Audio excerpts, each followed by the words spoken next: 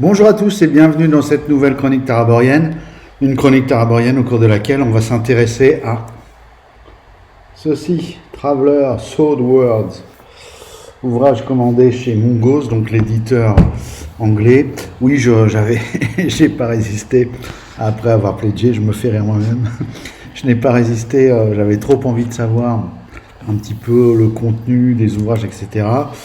Et la gamme étant par ailleurs pléthorique, je me suis dit je vais me choisir un ouvrage qui m'intéresse et qui à mon avis sera traduit tout de suite pour voir de quoi il retourne et à quoi on peut s'attendre avec cette gamme. Alors,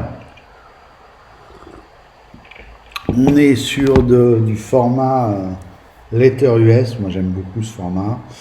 Une illue de couverture. La gamme, bon, il y a toujours ce logo là, ça fait une gamme assez sympa. Je vais vous montrer un peu l'intérieur. L'intérieur, c'est clair, c'est aéré, c'est pas, voilà. C'est clair, c'est aéré. Il n'y a peut-être pas beaucoup d'illus, c'est ce qu'on peut dire. Et puis les illus sont un peu inégales.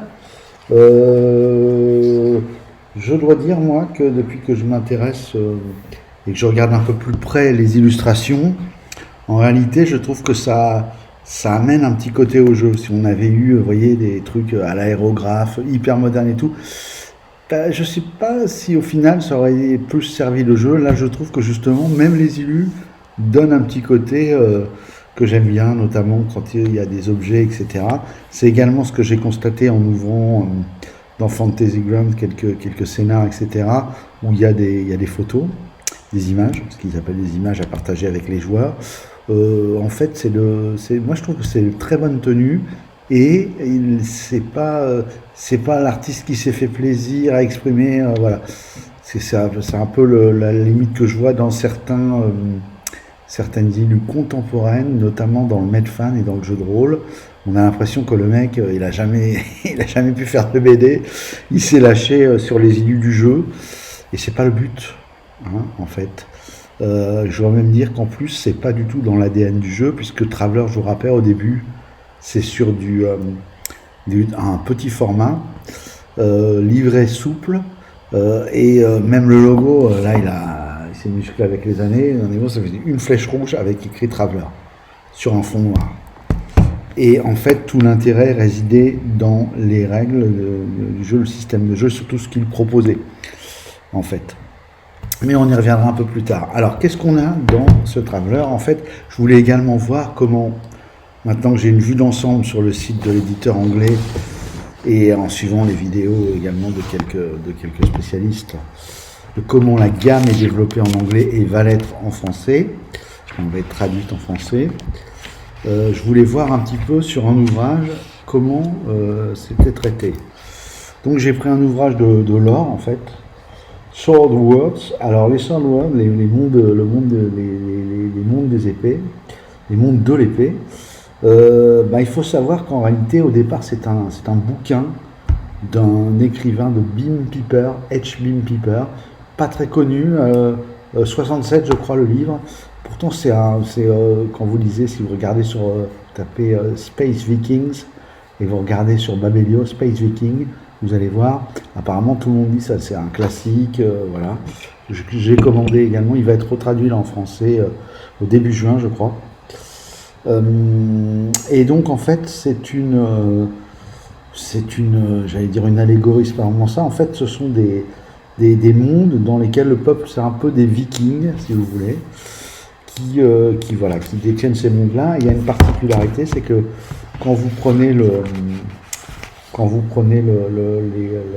secteur, le subsecteur, les noms des planètes, en fait, sont des noms d'épées. Mjolnir, Tyson, Colada, Joyeuse, Excalibur, Ochrist, Anduril, Narcine, Bitter, Sting, Bitter, voilà. Et bien sûr, ces peuples ont toute une culture, hein, et là on voit aussi l'intérêt d'un jeu d'exploration comme Traveller, où effectivement le corps se justifie, le lore pardon se justifie, puisque c'est un jeu où on va justement découvrir de nouvelles civilisations et être en interaction avec ces civilisations. Alors, comment ça se présente? J'essaie de trouver la table des matières, s'il y en a une. Oui, je crois qu'il y en a une en première page, à l'intérieur. Alors, on a une introduction, la perspective historique, une présentation des mondes de l'épée, une présentation de la Confédération, une présentation des forces navales, des forces au sol,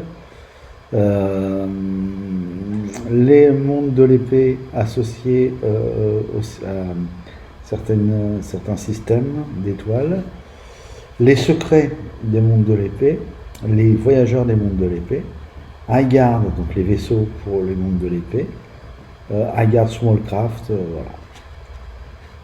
Et puis il y a un petit peu de son traceau plein catalogue, des armes et des choses comme ça, et des armures, etc. du monde de l'épée, culturellement pour le monde de ce monde. On a donc une première introduction, vous voyez, donc comme ça, avec un petit speech qui introduit la perspective historique, le voyage de Graham. Je vais pas spoiler, hein, parce que je pense que c'est un tel plaisir. Alors c'est en anglais, bon moi je me suis, ça se lit quand même très très bien. Et surtout, ce qui est pas mal, c'est qu'on a des passages où on est vraiment dans le titillement de bulbe en termes d'imaginaire, d'évocation et de ce que ça peut faire naître comme idée, de trucs. Et puis, presque une compilation historique. Et puis des moments où on revient vraiment sur le côté jeu de rôle.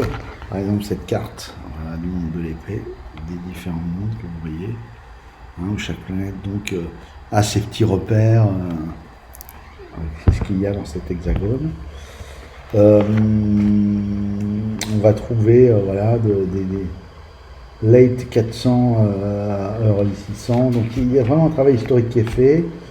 Il y a une tentative de présenter un petit peu ce qui est devenu ces mondes de l'épée, ce qu'ils sont devenus, de l'expliquer en fait avec la culture par la logique et la culture d'époque. Et en tout cas sur ce monde-là, ça fonctionne. Je trouve que ça fonctionne vraiment bien. Alors c'est peut-être plus facile que pour quand on essaie de faire ce genre d'exercice avec des mondes médiévaux. On retrouve un peu d'ailleurs la loi, la monnaie, la religion, les grandes lignes qui sont un peu qui sont présentes dans toutes les sociétés en fait. On a toute une page sur le gouvernement. Donc ça, évidemment, ça va déterminer pas mal de choses quand il va s'agir d'interaction.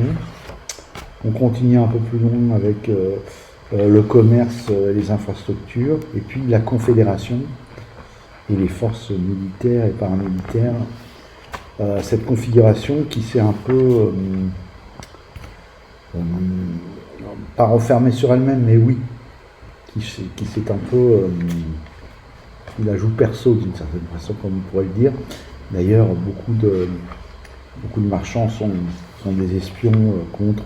Ils sont un peu en bisbille avec le Third Imperium.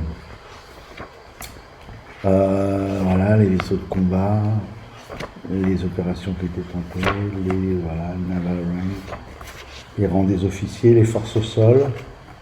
On trouve pas mal d'informations intéressantes. Et puis après, voilà, à partir de là, on va rentrer dans le dur. On va vraiment prendre une lunette et zoomer sur chacune des planètes. Et c'est là, je pense, que le maître de jeu va pouvoir aller chercher le sel, et en tout cas tout ce qui va lui servir pour monter des aventures, en fait, pour proposer des aventures aux joueurs, avec, selon les planètes, des problématiques déjà en place, des perspectives, des façons de faire qui vont permettre de pouvoir construire quelque chose là-dessus. Voilà, le bras au Christ, Excalibur, toutes ces planètes qui ma foi donnent bien envie de monter dans le vaisseau et d'aller les explorer. Vous voyez des dessins que je trouve pas mal. Celui-ci par exemple. Je suis toujours aussi mauvais. Voilà. Moi, je trouve que celui-ci, en termes d'immersion, il fonctionne très bien. Mjolnir, voilà, etc. Donc on va voir toute la présentation. Les secrets, alors là aussi, je pense que c'est là-dedans, enfin, c'est là-dessus qu'il va falloir s'appuyer si on veut des campagnes avec un peu des éléments qui permettent en fait des ressorts, etc. Les voyageurs des Sœurs d'Oa, alors là, c'est un petit peu si on veut créer des personnages qui proviendraient de là. On va retrouver les gens de la patrouille, ce qu'ils appellent patrol, donc c'est un peu des gardes, voilà, pour les joueurs ou pour des PNJ, une carrière de plus. Les Space Caps, voilà, les vaisseaux. Les vaisseaux plus petits. Je mets celui-ci. Ils sont un peu plus petits. Là, il y a une petite part aussi de catalogue, comme dans la garde et la partie d'après, je pense que ça va être la même chose avec l'équipement, et voilà. Ce pour les catalogues, voilà, quelques armes. Vous voyez, les dessins, moi je trouve que là, pour les armes, ils sont super bien. C'est moderne, c'est détaillé, c'est précis. Du côté, voilà, il n'en faut pas plus. Voilà. Et ainsi s'achève les Sœurs d'Oa, ce qui est un peu de pub pour la suite. Il y a encore quelques vaisseaux là, voilà, qui rentraient pas avant, voilà, avec les fiches de vaisseaux. Voilà. Alors et puis derrière vous avez 4e de couverture pour savoir de quoi ça parle. Alors bah écoutez, ce que je pense c'est que une fois de plus, ça tient, ça a l'air de tenir ses promesses, quoi. C'est un ouvrage vraiment sérieux. De vulgarisation sur ces mondes-là, afin de permettre aux maîtres de jeu de pouvoir faire jouer dans ces mondes. Donc voilà, après il faut se l'approprier, voilà, choisir des secrets, bâtir sa campagne. Et surtout, alors de ce que j'ai un petit peu progressé dans ma réflexion là-dessus, en voyant un peu des choses qui ont été produites, et apparemment c'est aussi, le jeu se prête beaucoup aux joueurs proactifs avec du sandbox. C'est-à-dire que je pense qu'il faut mieux pas trop écrire, mais de façon à laisser, comme d'habitude, une marge de manœuvre la plus large possible aux joueurs. Voilà, donc je commence à réfléchir à tous ces éléments, à poser quelques notes sur le papier pour commencer à cogiter à la campagne que j'aimerais mettre en place. Ça prend forme tranquillement. Alors, je dois avoir là 5-6 feuillets déjà. Alors c'est du premier jet, hein, je pense qu'il y aura au fur et à mesure de mes lectures et de mon approfondissement des règles et du système et de voilà comment on gère tel genre de choses. Ah oui, du coup ça c'était peut-être pas une bonne idée, voilà, je vais épurer au fur et à mesure que j'avance. Et puis de ce que je vois également, donc on est plus sur des tendances, des axes, et il n'y a peut-être pas besoin de trop faire de l'hyperzoom au départ, d'attendre ce que les joueurs, ce vers quoi les joueurs ce dont ils vont se saisir, et voilà. Donc ça nécessite au niveau de l'organisation une certaine façon aussi d'écrire et de concevoir les choses. Et à ce titre-là, je veux dire que j'ai commencé à lire en anglais aussi la campagne donc Deep Night Revelation, et que c'est aussi un bain de jouvence dans comment sont conçus les ouvrages et les outils qu'on donne au maître de jeu pour mener sa campagne. Voilà, pour moi c'est nouveau, hein, je découvre donc ce travail-là, et il faut voir, hein, il faut tester, parce que c'est jeu de rôle toujours pareil, à la lecture, a priori tout ce qui est bien écrit pourrait paraître bien. Est-ce que ça tiendra ses promesses? Bon, d'après les gens qui jouent comme Ectélion, machin, tout ça, oui, tout à fait. Maintenant, bah, moi je vais avoir l'occasion de le tester, puisque là ça y est, ça se précise que je vais proposer des parties dans le cadre des one-shots que j'organise. Voilà, alors j'essaie j'en ai déjà un petit peu parlé, de concevoir une campagne qui pourrait, avec multi-tables et à la fois plusieurs tables que je fais jouer, propositions de parties, des one-shots, mais qui viennent s'intégrer et qui ont quand même une incidence sur le reste du monde, etc. Voilà, je suis vraiment dans la phase, enfin moi c'est une des phases que je préfère, de réflexion.